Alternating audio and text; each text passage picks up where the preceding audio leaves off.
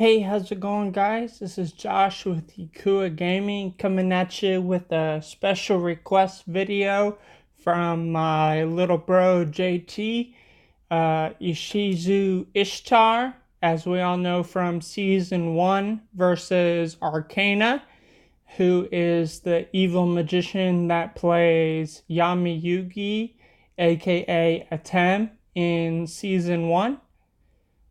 So we'll go ahead and get this replay started. If I remember correctly, the deck that I'm using is the, burp there, the Rebirth of Parshath, which is a fairy type monster. So every single time I draw a fairy card, I get 1,000 life points. So this is the key right here. You always want to have one of these down set whenever a spell, trap, or monster card is activated. Reveal one counter trap. So I have one Rebirth of Parshath in my hand. Pay 1,000 light points, negate the activation, shuffle that card into your deck, and then you can special summon one Parshath monster from your deck or extra deck. It doesn't matter the level as long as they're not in your hand. So I couldn't summon the level 7, but I can summon the level 9 that's in my deck, and I could summon the Synchro level 3 that is in my deck. Boom, Fairy Smile. Go ahead and set Rebirth of Parshath down. And what I did is I activated Zerold Herald of Heaven. That way I could get Sanctuary of the Sky on the field. That way whenever he attacks me with a monster that has a higher attack, I take no damage. And since Magician's Rod, whenever it's summoned, instantly has an effect, I was able to go ahead and activate Rebirth of Parshath. But I do have to discard one card, so I discarded the level 7. That way I still had that Rebirth in there. Boom, got that level 9. And if you negate the activation of spell, or trap, or monster effect, you can add one light fairy monster type to your deck. So I added Herald of Heaven. He can only be on the field if Sanctuary of the Sky is on the field. And his special effect is you can sacrifice him to the graveyard in order to get Sanctuary of the Sky on the field.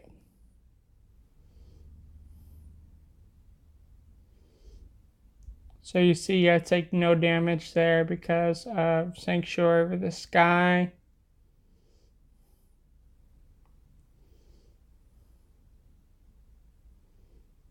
No damage. Sanctuary of the Sky, looking out. Now the Sanctum of Parshath becomes the Sanctuary of the Sky whenever it's placed in the spell and trap zone. And all fairy type monsters gain 300 attack and defense. Set cards cannot be targeted or destroyed by card effects from my opponent. And once per turn, you can target a total of 3 different fairy monsters and or spell or trap cards with different names, engrave them and place them on top of your deck in any order. So I did that level 7. That way I would have that Parshath, negate that enemy controller.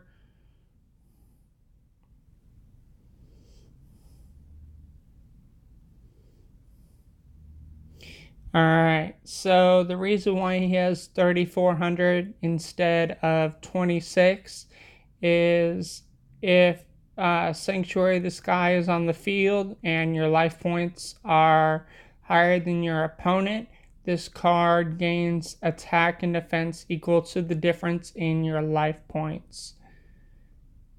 And so what I did just there is I banished 2 fairy types from my field and or graveyard, in this case my graveyard, in order to summon Sacred Art or Parshath, and whenever it attacks a defense position monster, I can add a Parshath counter trap card or counter trap card to my deck.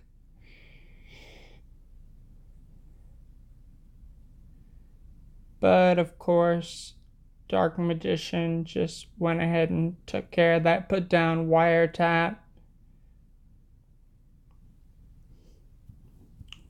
which negates a trap card and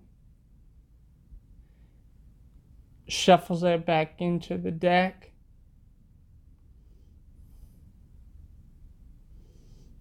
$300, boom, inflict damage, activate that, and get that Rebirth of Parshath. That way I can put that down on the field, and that way I can have a counter trap in my hand.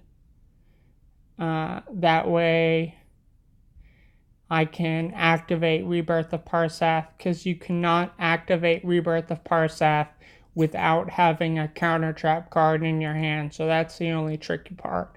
So that was a quick video of the Rebirth of Parshath, a pretty powerful fairy deck if used correctly.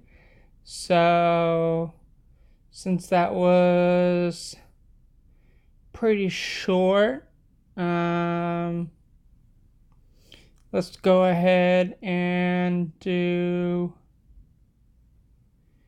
Yami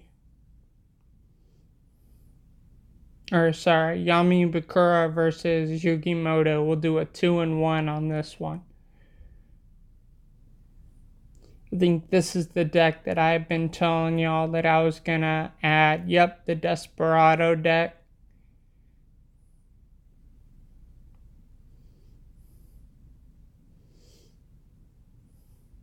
Send Cyberdark to the field. Summon Cyberdark Edge. Attack. Actually, I'm using the effect of my skill is Destiny Board. So during each of my standby phases, as long as Dark Necrofear is in the graveyard and nowhere else, in each a letter is added to the end.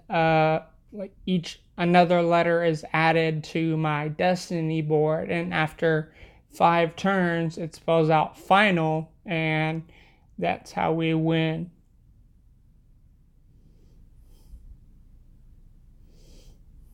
So I put down that machine. Once a machine is destroyed, Barrel of Parshath. Desperado Barrel Dragon. And during either player's turn, you can do a quick effect.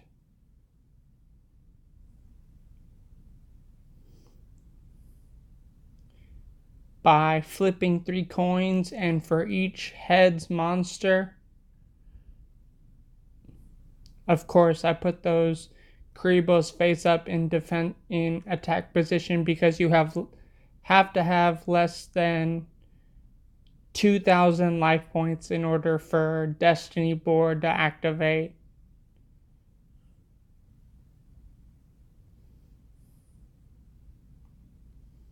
There we go.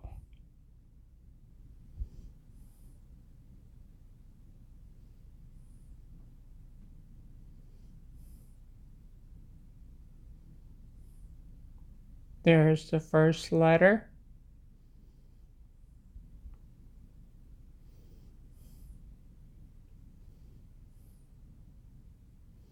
Floodgate Trap Hole, negate that. Return one monster card to the hand. Union Attack, but it doesn't inflict battle damage.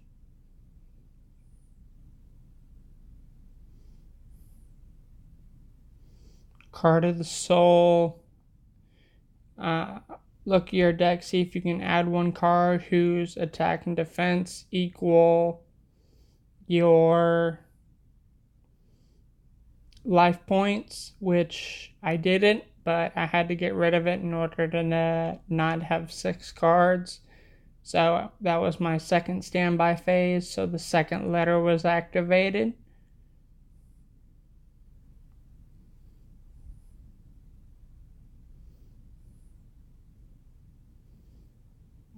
Go ahead and tribute summon Desperado Barrel Dragon. Boom. 2 heads. Go ahead and destroy 2 face-up cards on the field. End my turn, because when you use that effect, you cannot attack with Desperado Barrel Dragon.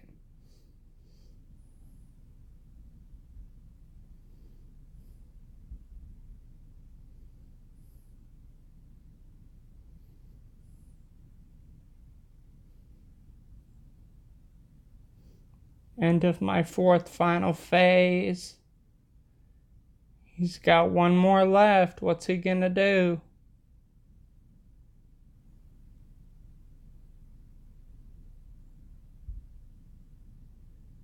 That's the end of my turn. And final.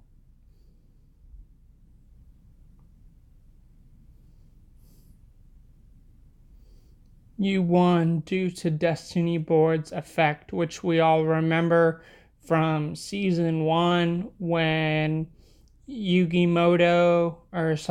Yugi was facing Yami Bakura up on Kaiba's blimp, but he was able to defeat Yami Bakura before the Destiny Board was finished. So we'll go ahead and delete that, and that'll be all for now. Thanks for tuning in, guys. I'll try and upload the rest of these videos. Let me know which one you want to see next. Thanks for tuning in.